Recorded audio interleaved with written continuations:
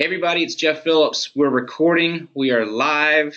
It's Tuesday of Meet the Firms Week 2016. Welcome. Thanks for being here. I know people probably have a lot of classes, and yet you're here. So thank you for making it. We saw yesterday that we had more recent grads than we were expecting. We're so glad that you guys are here too. If you like the content, and I know you do because it's pretty awesome, please tell your friends, your professors, your colleagues. We have not only Matt today, but so many other great webinars and sessions this week. If you have not, if you weren't at the presentation yesterday, let me welcome you to Meet the Firms Week. This is the 8th Meet the Firms Week Accountingfly has done. It's very cool seeing multiple repeat offenders out there. So thank you guys for being here and for emailing me and checking in with questions and whatnot. I want to say good morning to Matt Banks over at Facebook. Matt, how are you this morning? Doing good, Jeff. Thanks for having me. I appreciate it. Awesome. We look forward to hearing what you have to say. Let me do a few housekeeping items. Let's tell you guys about Meet the Firms Week. So what's the plan for the week if you weren't here yesterday? Obviously, if you can attend live, do it. You can ask questions of the presenters. We're going to put special links through, and it's just a cool experience doing it live. If you have class, if you have a meeting, one of our attendees forgot their headphones and couldn't bring them to work today, so she can't attend the webinars. No problem. We'll send you the recordings as well. We're recording these and posting them to YouTube on our YouTube channel every single day after the session. What else can you do? Apply to jobs on Accountingfly. There are hundreds of entry-level jobs and new career grad jobs on Accountingfly right now. Attend our virtual master's program fair on Thursday. More about that in a second. And support our sponsors. We don't bring people like Matt or Joey Havens yesterday into this event to teach you without our sponsors like Gleim CPA Review, like Xero accounting software. So Thursday, a couple of things. You're going to get in the GoToWebinar control panel a couple of links here that I want you to be aware of. Number one, let me give you a word about Thursday's free virtual career fair. So we believe in the importance of getting a master's degree. Look, it leads to higher earnings. You have to get the credits for the CPA exam, obviously, and it's a key in opening doors to your career. All right, so you want to be able to understand your options around what kind of credits you need to get. So to help you learn about your education options, we're hosting a free virtual career fair or school fair this Thursday from 1 to 3 p.m. Eastern time. All right, note I said Eastern time. So you can learn about online programs. You can learn about traditional programs, everything from top 20 master's programs in accounting, masters of finance, MBA, on campus and online. There's some really strong schools that are participating. You can chat with admissions reps from these schools, ask them questions about why you should get a master's, what the best master's is for you. It's a really cool technology of a school fair that we're using for this. Please stop by and check it out. If you can't make the school fair, we can still connect you with schools. You're getting a second link now to our Master's Finder on our blog where you can see school profiles, and you just click Connect with Schools to select the ones that you want to meet. All right? Very good. Last piece of business on this Tuesday morning is I mentioned earlier to please support our sponsors. Gleim CPA Review has been a multi-year sponsor of Meet the Firms Week. They've been doing CPA test prep for 40 years. Trained millions of CPAs, and they're excellent. They have the largest test bank on the market. You can get free access to 4 complete CPA exam topics. It's an awesome offer from Gleim. Just visit the page we just sent you to get started. So that's gleim.com/afdemo. The link is in the chat panel. So please support our sponsors like Gleim. They're excellent. Okay, now. Last thing before we bring in Matt is I want to issue a poll. I told you we're going to be doing a poll. We want to find out a little bit about you guys. So quickly, if you can, give us a quick answer. Let us know about you. Are you an accounting undergrad, a grad student, a professional with 0 to 2, or 2+ years of experience? We'll give about 15 more seconds to answer that. This is going to help me and Matt know who the audience is out there today. So you can't choose more than one because you probably aren't more than one, or perhaps you could be. It's complicated because you could be an undergrad with 2 years of experience. I mean, you could be technically doing that. But Matt, just so you know, I'm gonna tell everybody that I'm gonna close this poll. 20% undergrad, 27% grad student, 20% 0 to 2 years, and about 26% 2+ years of experience. So about half the audience is students, like I told you, Matt, in the prep, and about half is recent grads. Cool. Pretty good mix. Yeah, great mix. Thanks, guys, for answering the poll questions. We got 90% of you have hit the answer. So I'm going to be back with one other polling question later on in the presentation. So, I mean, where else are you going to get content like this, like we're doing today? So, I mean, you know the story. Most people start out in public accounting. Many will leave to go into private, go into industry, and that is definitely Matt's story. Although Matt will tell you, you stayed longer in public probably than most of your peers, and even I think you said that many of your peers thought you were going to be holding out to be partner. Yep. So we're going to hear Matt's story, Matt, about landing a job at Facebook after spending 11 years at Ernst & Young, now EY. But really, we're talking about, as we learn about Matt's story, how to position your own career to get the stepping stones, the foundations in place to get to where you want to be. With so many, almost the vast majority, eventually winding up in industry, let's learn from Matt today. So Matt, you're the controller. I'm going to give you a quick read on the bio. Controller at Facebook, manages all aspects of Facebook's North American revenue, accounting operations, general ledger, and consolidation teams. Matt's responsible for helping set the global accounting policy. We could have a webinar just on that. It's fascinating. And managing the company's internal control structure. He's been at Facebook since 2012. Prior to that, he was at Yahoo. And part of that was at Ernst & Young, working in the audit practice for over 11 years, including spending 2 years in Amsterdam as part of EY's global exchange program, working as a U.S. GAAP expert. Matt's got a degree from UC Santa Barbara with a bachelor's degree in business economics with an accounting emphasis. Matt lives in San Jose with his wife and 2 kids. Matt, you say you enjoy watching football with your son. I share that. Is your sport college or pro? It's a pro. We're big Niners fans here in the Bay Area, although Nice. they're not doing so well of late. So he tends to, he's only 7 years old, he tends to switch back and forth between whichever team is doing the best. So he's currently a Patriots fan, and Oh, man. we're working on keeping him together. But Very nice. I enjoy watching college football with my son. He's 8, and we love to watch games together. We're Florida State guys over here. cool. So Matt, I'm going to drop my webcam. I'll be back for a polling question in the middle. I'll just interrupt you, but I'm going to drive the slides and tell us your story. Tell us about the finance and accounting roles in Facebook, and let's get going, man. We're excited to have you, and we appreciate you being here. Sounds good. Thanks, Jeff. Thank you.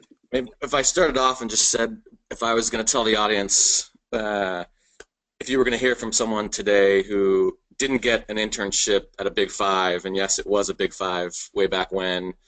In fact, I didn't even get a interview for an internship. Instead, I spent the summer delivering pizzas for Domino's. Is that someone that you guys would want to hear from today? It's okay if you say no. I probably wouldn't either. I'll get back to that and really touch on first Facebook and how things are going here in Facebook finance. So as all of you probably know, Facebook's mission is to make the world more open and connected. The people at Facebook are driven by the belief that a connected world is a better world. That's been Mark's mission from the beginning and something we really care deeply about. It's the core of everything we do. So I think most people know about the size and scale of Facebook's core areas.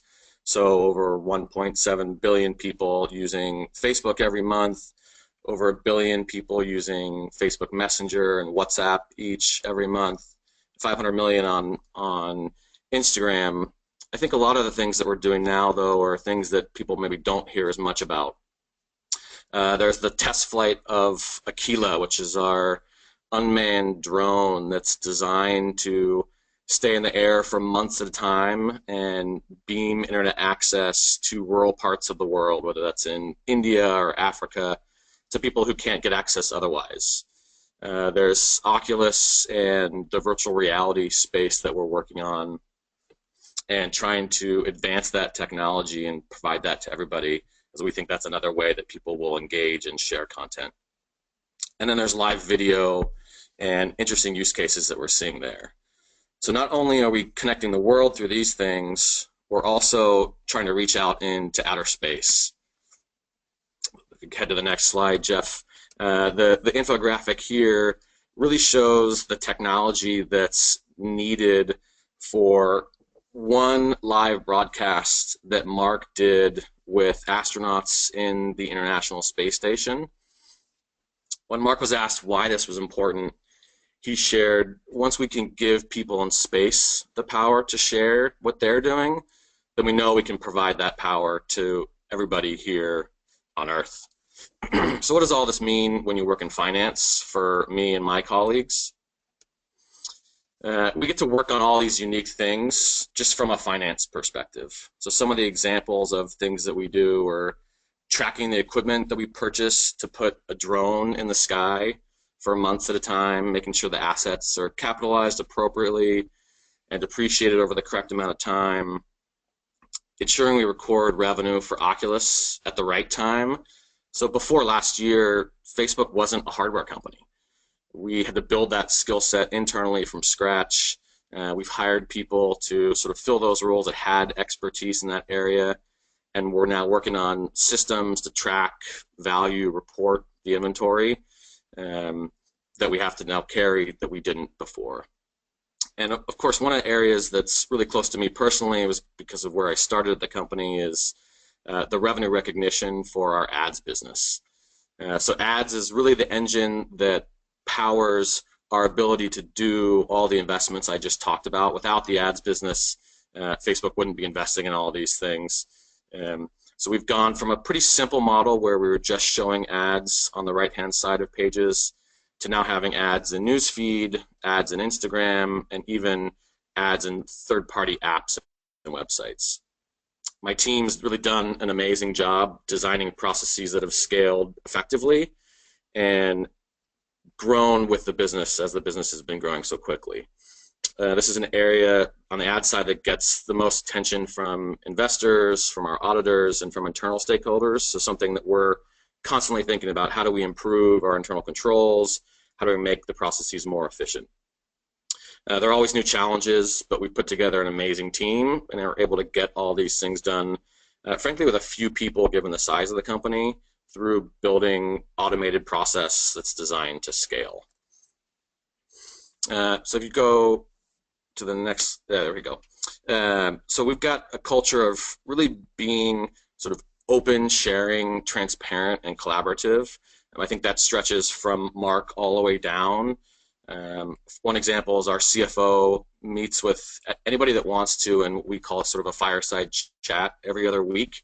It's open to the entire finance team to listen. He shares a little bit of what's on his mind, and then takes any questions that people have. So whatever topics are on people's minds, he's willing to share open and honestly. We do things like quarterly offsites to focus on team building and giving back. I think one of the things that's really important to understand is at Facebook and at most companies, building a career is about doing what's important for you and also what makes the company better. So trying to play to your strengths, focusing on impact, seeking out experiences and roles that are good for you and develop your career, but also is good for the company and let you make an impact on what you're doing there. I think owning your own career, a lot of people wait around for their manager to tell them what to do. I think it's really important that you think about owning your own career, right? There isn't one path that's right for everybody, and everyone's journey is unique, right? Understanding what's expected of you is important, and looking at how others in roles similar to yours have progressed, figuring out what you want to do and how you can continue to grow and advance while making sure that you're effectively doing your job is super important to think about as you move through the ranks. So if you go to the next slide, just a few of the pictures of some of the team here at Facebook. I think we like to say a lot, we work really hard, but we also play really hard. So we have an annual finance conference where everyone from around the globe comes together to connect and learn. That's the picture in the upper left-hand corner. That was about 2 or 3 weeks ago. That's the entire global finance team. So for a company of our scale, to be able to fit everybody in one picture is still pretty impressive. We also try to do things like giving back to the community. We recently did, in the lower right-hand corner, is a picture of a bike event where we built bikes for underprivileged children. We did this in a way that we connected internal teams through a little bit of friendly competition, but resulted in some of the kids in local community getting bikes who otherwise wouldn't have. So just a few examples of things that we're really focused on to improve both the company as well as the community around us. So just as the product represents many voices for Facebook, I think we strive to be diverse as a company, to look more internally like the people that our product represents. And so this slide just really shows some examples of what we call employee resource groups. These are the official employee resource groups. We also have 1,000 other informal social groups internally. We're trying to do this more and more in finance as well. So we've hosted 4 events in California and Texas over the past year, partnering with different minority organizations to increase the pipeline of diverse candidates. This is an ongoing effort from the finance department, something that we're really focused on, and we're really pushing and trying to do to expand the population of the folks that work here. We really encourage diversity amongst not just the finance teams, but all the teams within Facebook. We feel like a diverse group of employees brings better insights into the work environment and just makes the group more effective as a team. So just a few more pictures of sort of the bike building event, and the lower right, my amazing bike riding skills. The photo on the upper left is interesting. This is another example of diversity, but a slightly different group of folks. This is the Accounting Career Awareness Program. This is a week-long program where minority students from around the Bay Area get together. They spend a week at the dorms in Berkeley trying to get immersed in all things accounting and finance. We play a small part in that. They spend half a day out at Facebook, and we try to share with them similar things to what I'm sharing today of how to position yourself for a career in accounting, how to succeed, what sort of things to focus on, and really just get ahead of the curve where we're touching on younger and younger kids to get them encouraged about life and finance, not just Facebook, but finance in general. So what's it like working at Facebook? We have a core set of values: move fast, focus on impact, create social impact, be open, be bold. I think the one that resonates most with me and my team is move fast. We used to say as a company, move fast and break things. That's a pretty well-known slogan that Facebook's had. In finance, we prefer not to break things, so I'd sort of just stick with the first part of the move fast piece. One of the core finance values for Facebook is to know the past with certainty, which applies really heavily for us on the accounting side. So we have to move quickly and move fast to keep pace with the business, but our mandate at the same time is to know that the numbers are right, that we're reporting externally with confidence. And the two pillars can be at odds with each other, but the team does a great job of not slowing the business down, but at the same time getting the reporting pipelines built for new product launches. This was something that I focused a lot on when I first got here on the ad side. We were still relatively young. Their company was still rolling out lots of new ad products, and finance didn't really have a seat at the table. So through building relationships with folks on the product and engineering side, it was something that I really focused on. And I think now we've gotten to a place where we're going through product roadmap reviews with engineering, product, legal organizations, making sure that as part of rolling out a new product, the finance team has a voice and a say in what happens, what gets rolled out, how the reporting pipeline gets built. That's just become part of the structure and allows us to continue to move quickly with also meeting our mandates of having the right reporting. It really comes through also in times of challenge. So when we've had internal control issues in the past or audit findings from our auditors. Um, Being able to move fast and quickly address those really shows the character of the finance organization. It's actually something that our CFO mentioned at the finance conference that I had referred to earlier. One of the things he's really proud of is just the amazing ability for a small group of people to quickly get in a room together, address a problem, and move forward from it. So we can move to the next slide here. So what kind of opportunities are available for people here? I think we really encourage internal mobility. So we've had a handful of people within finance move to different roles. So someone on my team recently in the accounting world switched over to do FP&A for Oculus.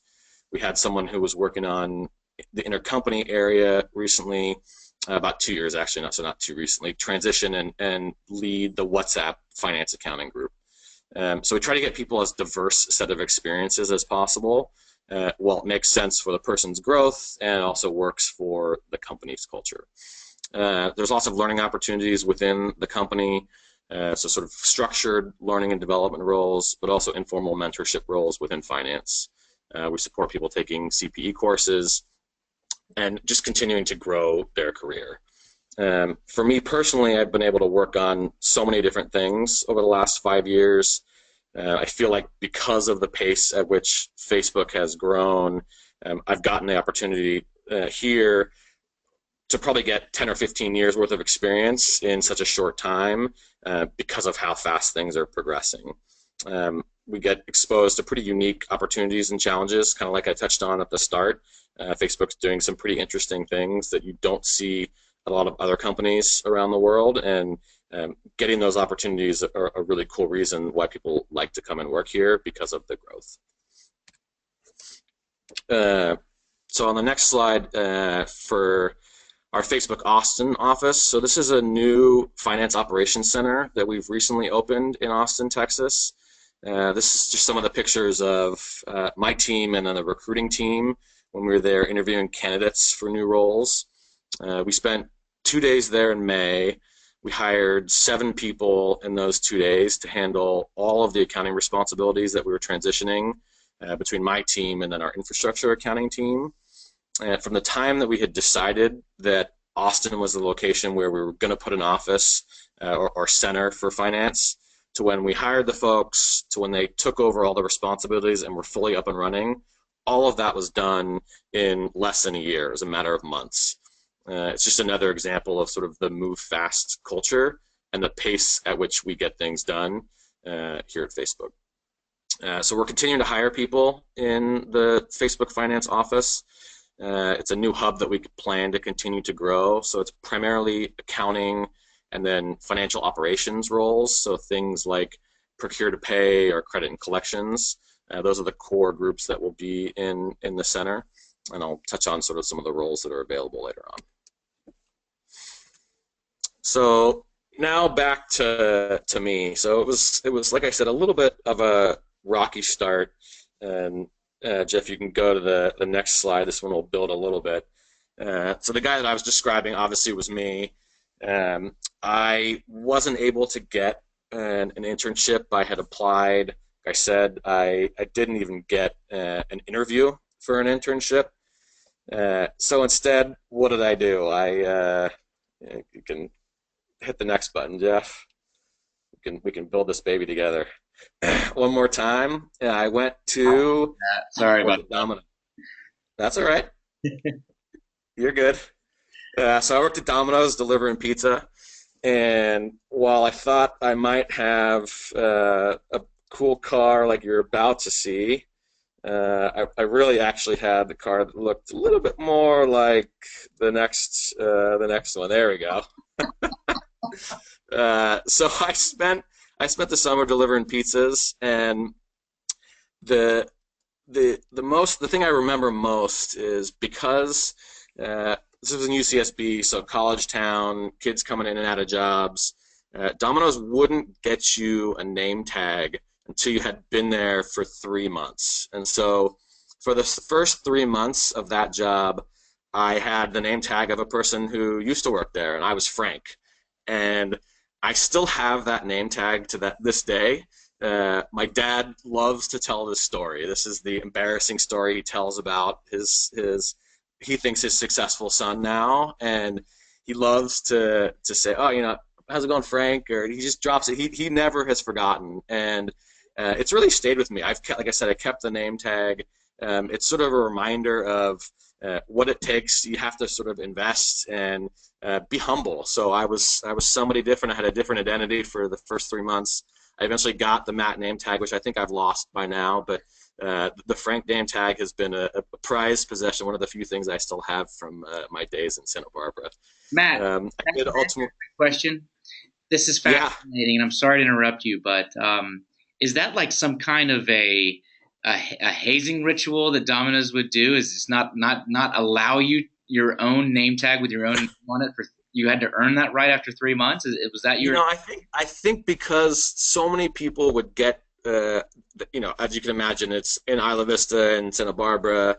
It's a great job to have. You earn a lot of cash doing it because you're delivering a ton of pizzas to a ton of sometimes inebriated college students, and it was there was a lot of quick turnover. So people would work there for 2 months and then they would leave. And I think they got to a point where they were tired of ordering name tags and having them disappear, and so they had a stash of spare name tags. I kid you not. And I walked in there. They gave me my shirt and they gave me my Frank name tag, and off I went. And I was fortunate enough. I worked there. I think it was about 10 months, and I eventually, like I said, got the Matt name tag. But they just didn't want to make that investment. I can imagine how much a name tag costs, but I guess to them it was probably part hazing by the managers having fun and part cost savings, but who knows? understood? Thank you. Well, I'll let you keep going, but that is a fascinating observation and a great story. All right, well, keep going, please. So that summer, like I said, I did the work at Domino's. I also went to summer school. I realized that my grades probably needed to be a little bit better if I wanted to do work on the accounting side. So I spent time working hard there. I eventually got an interview with only two of the big five. So EY and PwC were courageous enough to give me that interview. Graduated the following year and took a role at Ernst & Young. So like Jeff had sort of shared at the start, I spent 11 years at EY. I became a senior manager in their audit practice. Eventually decided that a partner role wasn't what I wanted to do. I was sharing with Jeff earlier that I didn't really know when I was going to leave. I thought that I was going to stay to be a partner, and eventually just decided that wasn't what I wanted to do for my career. So I went and worked for a year at Yahoo, and then the role at Facebook came up. And this was Facebook, before Facebook was public. Yahoo was going through a fair bit of turmoil themselves. They had fired their CEO, Carol Bartz. They had an interim CEO, and the companies were really just going in opposite directions. So it was sort of a no-brainer for me. So if I think back to sort of Ernst & Young, when I first started, so it was the Bay Area. This was late 90s, dating myself for all you college kids out there now. I am pretty old, and I had an interest in the technology industry from the very beginning. So this was before the first dot-com bubble. I tried to steer myself in that direction, and I really tried to take ownership of my career, right? I let anybody that would listen to me know that I wanted to work on technology clients. So my formal counselor, mentors, partners, and senior managers that I worked with. And after a few years, I got to a point where I was only on tech jobs. I audited Oracle Corporation when Ernst & Young first got them as a client. I worked on large multinational public companies, small private venture-backed companies, and everything in between. And eventually I decided that after I'd been there for a while that I wanted to get international experience as well. I had heard through the grapevine, through friends that were in industry, that having sort of an international thing on your resume could help you in the future. So I participated in the Ernst & Young Global Exchange Program, spent 2 years in Amsterdam, auditing primarily the European operations of large U.S. multinationals and then reporting back to a team here. I returned after 2 years there and continued to work on tech companies. Intuit was my largest client at the time. They're the maker of TurboTax and QuickBooks. And like I said, I didn't really know until probably 6 to 12 months before I left that I didn't want to stay to be a partner. I realized I was ready for a new challenge, but I didn't know what exactly that meant or what I wanted to do. I'd always thought about, oh, what types of jobs would I leave for? What types of clients would I want to work on? I knew I wanted as broad a role as possible. So not something like a rev rec role that was specific where you were just doing revenue or just doing SEC reporting. And not that there's anything wrong with those roles, but I had done so much and so many different areas at EY that I wanted to try to stay as broad as I could. And so I looked for a while, and eventually the technical accounting role at Yahoo came up. And for me, it was a great transition into industry. I was applying a lot of the US GAAP, the really technical accounting knowledge that I had built over the years at EY, to a role that was very technically focused. So any issues that Yahoo had where we were doing rev rec deals, M&A deals, all the stock comp that the company was doing, I managed and interacting with their reporting team. Anything that had a technical accounting aspect was falling to me and my team. So it was a great role to utilize the skills that I had built on at EY and transition out. And it was a perfect place to start. Now, I knew it wasn't going to be something that I did forever. I knew I wanted to eventually get into, I had always envisioned myself as sort of the controller of a small private company, and sort of why it was the small private just was where I thought that I would get to. I didn't envision myself the controller of a really large multinational company. And I wasn't planning to leave Yahoo for the Facebook role, but like I said, it was too good to pass up. So when I started at Facebook, I didn't expect to become the controller, or frankly, really do anything other than just managing the team that I'd been hired to do. I was running the ads revenue accounting team. And when I got here, I really forced myself to be as immersed and dive as deep as I could in understanding not only the accounting, but the actual business side of things. So why the sales team, why the product team were making decisions that they were making, what those decisions had on implications they had on the finance team, what they were focused on, and how could the finance team help them achieve those objectives. And I think I just ended up proving that I could manage a team effectively. I learned the operational side of things, and I was helping the finance group scale the process as we went.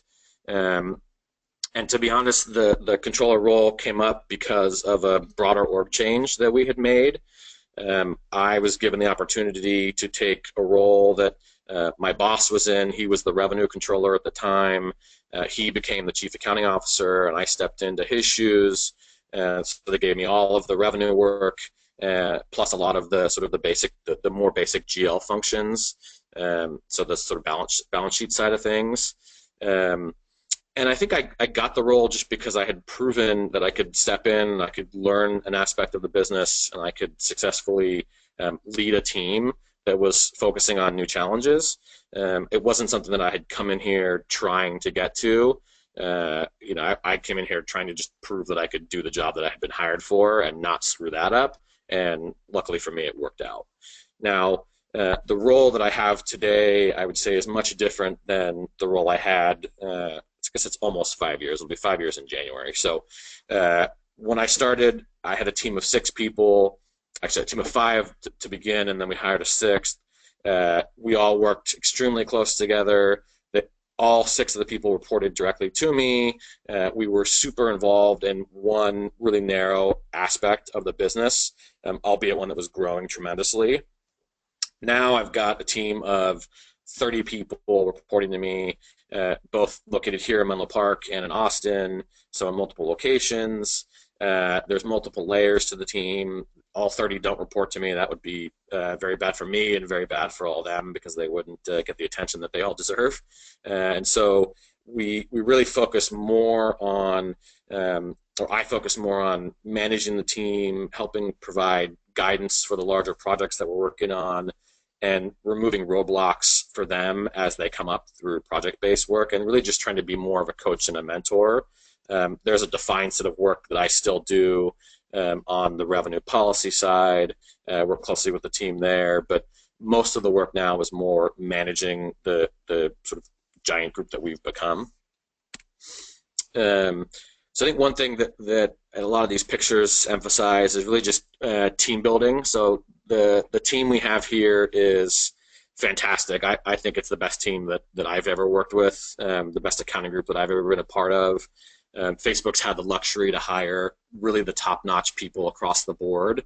And, we spend more time in the office during the week than you do at home with your families. And so one of the things that's important is that you like the people you work with. And that doesn't mean you all have to have the same perspective on things. It just means that you have to value the perspective, the unique perspectives that people bring, and the different points of view that then help make you stronger as a team in general. And so a lot of these pictures just emphasize that. That's a lot of the team that we've done and really grown over time.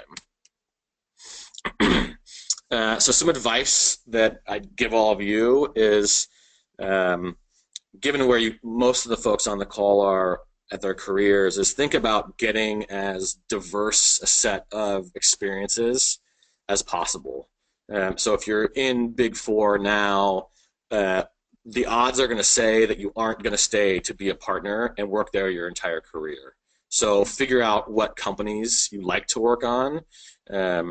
Now, it's not to say that some of you won't become partners. I'm sure some of you will, but it just means that everybody isn't going to become a partner. That's just not the model that the Big Four have. And so figuring out, do you like working on public versus private clients, really established companies or the startup fields, sort of a local business or a huge multinational.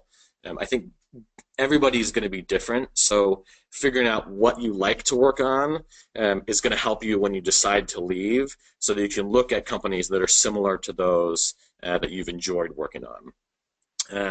Another thing I would say is take advantage of learning and development opportunities. The Big Four do an amazing job of giving you access to technical accounting learnings, and use that knowledge. Nothing will replace building sort of core accounting GAAP knowledge that is portable and you can take with you wherever. And so the more you can soak up while you're there, the better. Find a great mentor, right? So someone that you trust their advice, you're comfortable talking with. It's amazing the power of networking, and you don't ever want to burn a bridge. The person that was my counselor for years at Ernst & Young is now the partner on the Facebook account. So someone that, I thought when I first started would be someone that could help guide me and help me learn while I was there. I never imagined that, 15 years later, we're working together to sort of solve technical accounting issues for Facebook.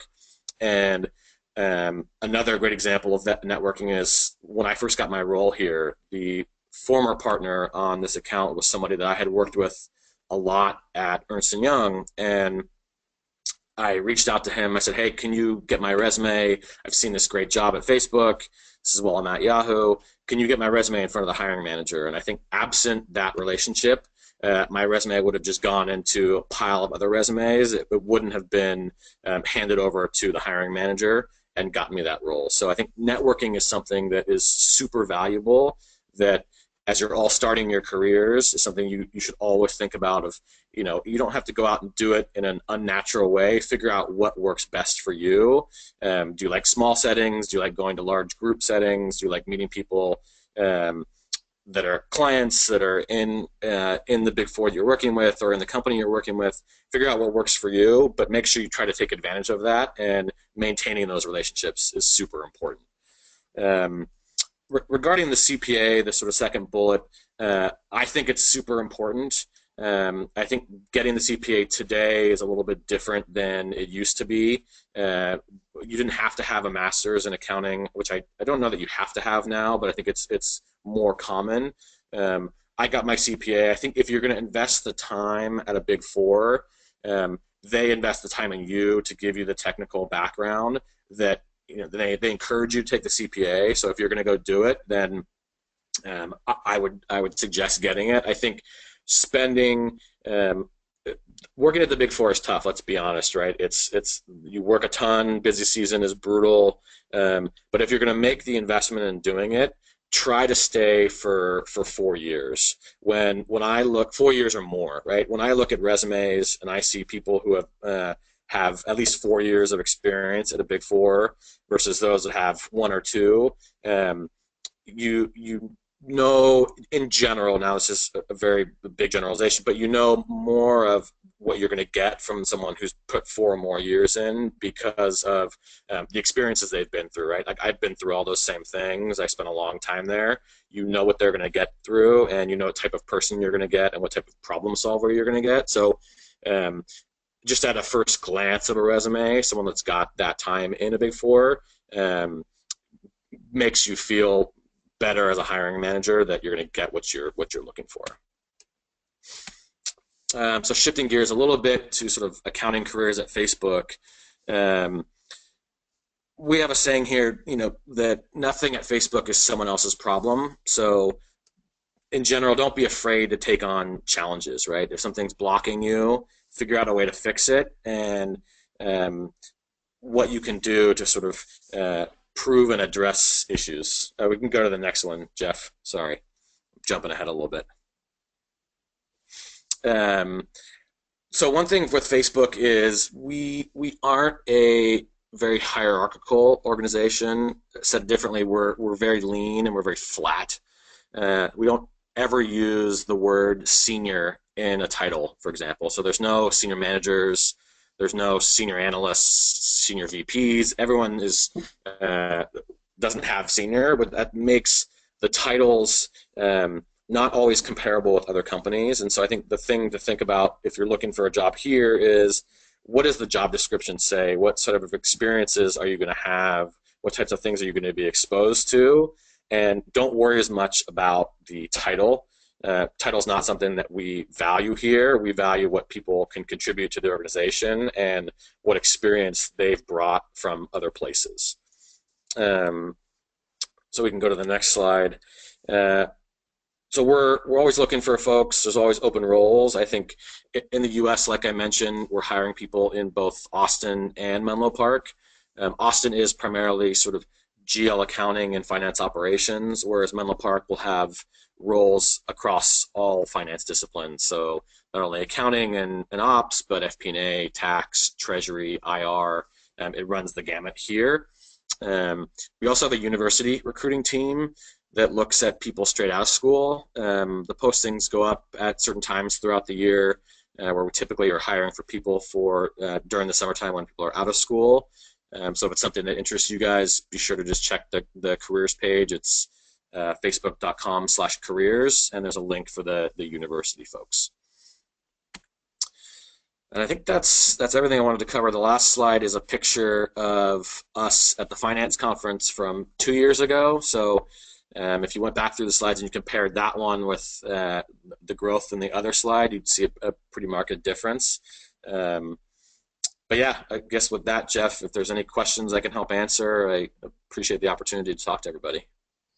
Matt, thanks a lot. What I thought I'd do is give you a second to catch your breath.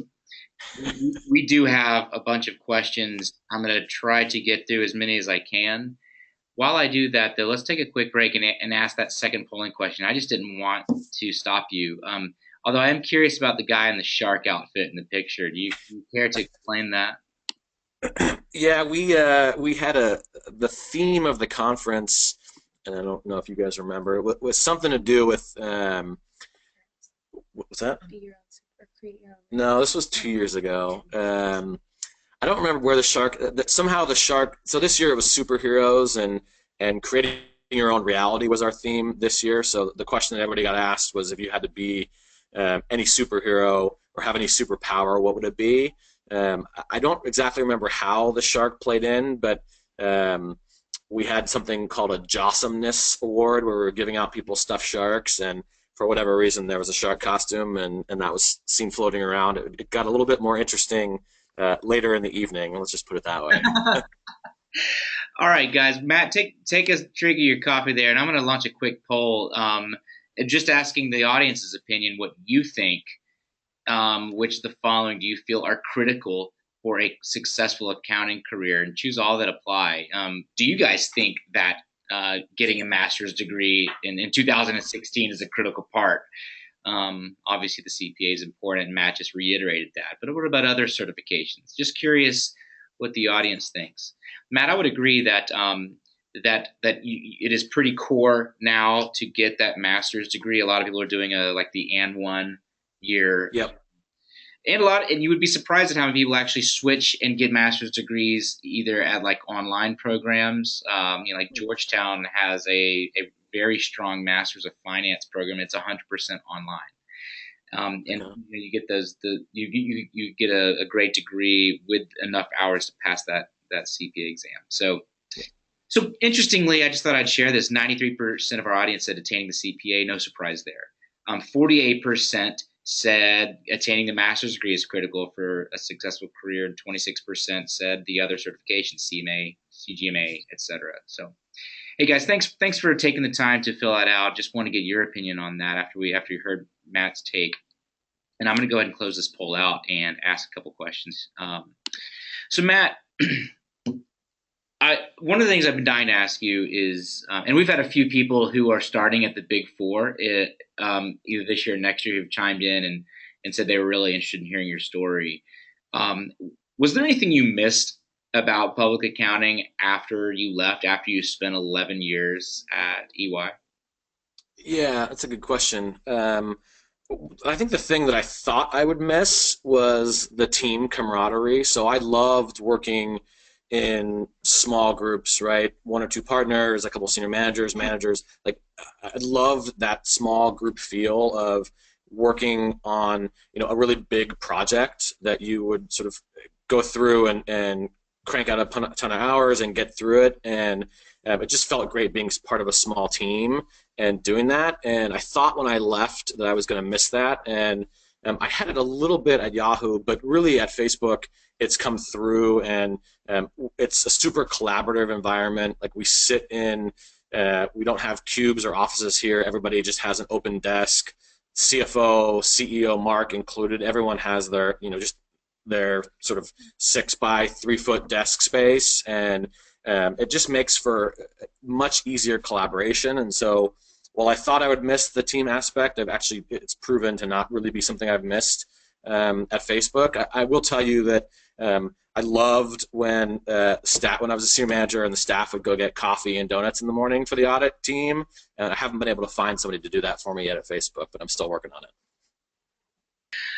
I don't think you're ever gonna find that, but I wish you well. Doesn't sound like that's gonna happen. Okay, something I always want to ask, even since we go back, you and I go back to January, I've been meaning to ask you. So there's a lot of myths, a lot of narratives around the differences between public and private.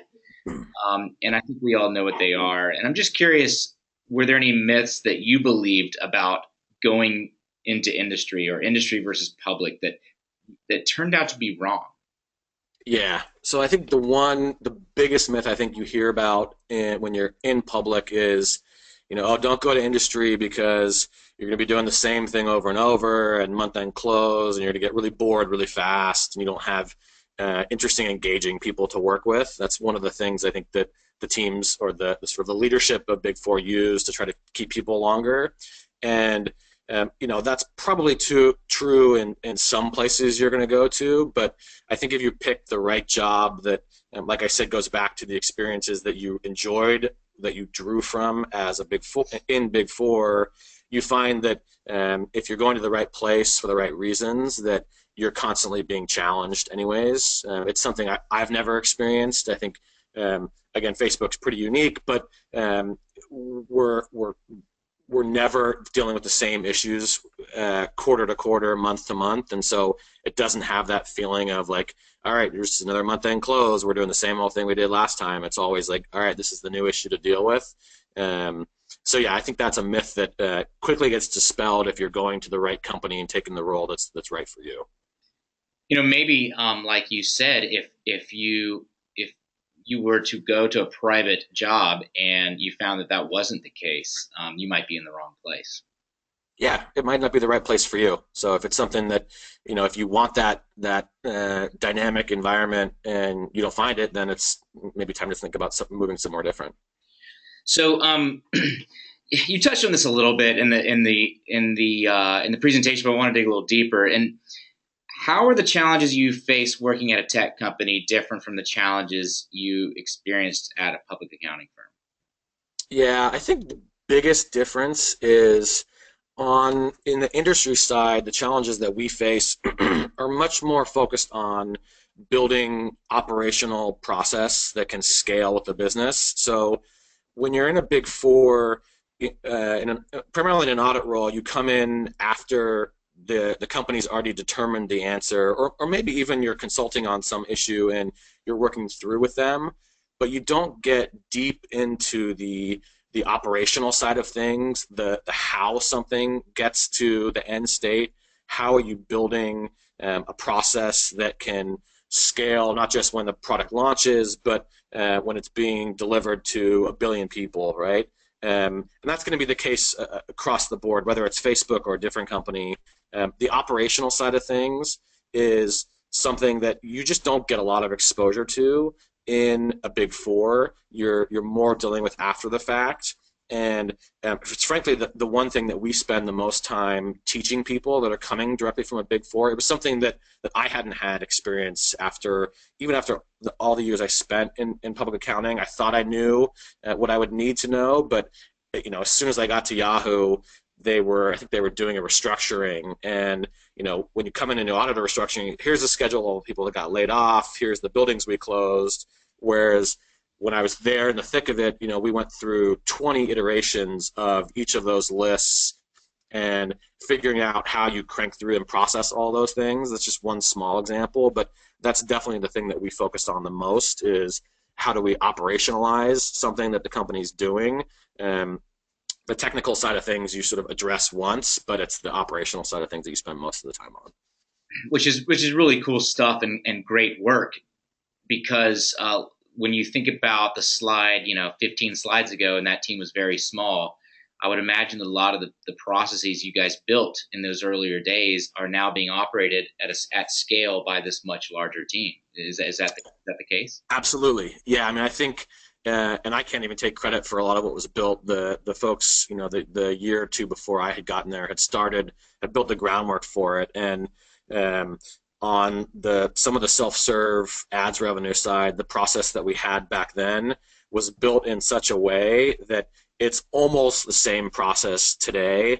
Obviously, there's been a few tweaks and there's different things that we're doing now than we did before, but the fundamental process that was built is basically the same, and the company's probably 4 times as large just if you're just looking at revenue. So it's definitely was built to scale on the team. Yeah, I try not to take credit for too much of the work that gets done here. My team deserves all the credit. They are absolutely fantastic, like I said a few times. So I'm very fortunate. Just cool to have a value in scalable process because the company will grow and your future self, your future team thanks you for the work that your team puts in today. And yeah, absolutely. Okay, so do you feel as much ownership at Facebook as the developer and tech community of employees would feel? Because you think of Facebook, you think of software developers and, Yeah. and the founder. What is it like? How does that relate for accountants and finance? Yeah. So for me personally, I've been fortunate, and a lot of the team that I work closely with has been fortunate that because we were working on the ad side of things, we were involved a lot with the engineers as they were doing the product rollout, and so we knew it was coming. We were involved in helping build, granted the back office side of things, the process, but so from that aspect, we were certainly involved and felt really involved. But really, And I think the culture at Facebook is one where um, almost all products that Facebook launches are launched internally first. We use Facebook every day for our work, whether it's the groups feature, Messenger. We're in it and on it all the time, which is a nice thing because you can see the personal side of things as well. But all employees are encouraged to what we call dog food the product. So test features before they're rolled out, provide feedback on what works and what doesn't work. And so I think from that aspect, everyone's encouraged to be involved, and you're not required to do it, but you can have as much involvement and be as close to the product as you want.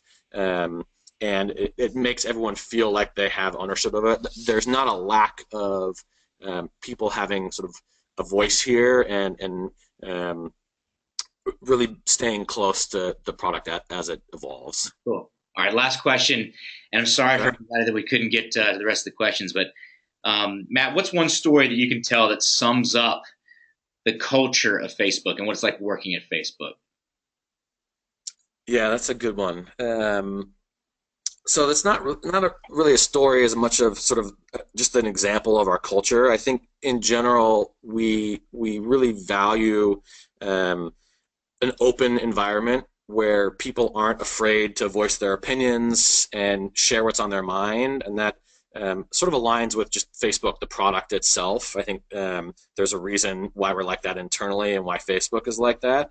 I think we have more access to information than a lot of companies would probably feel comfortable sharing with the broader employee population. We have access to top executives. Mark gets up every Friday for an hour and talks for about 10 minutes on what's on his mind, and then takes questions for 45 minutes from anyone that wants to ask them on any topic. Anything's open. He encourages hard questions, questions on interesting, challenging topics that he can address.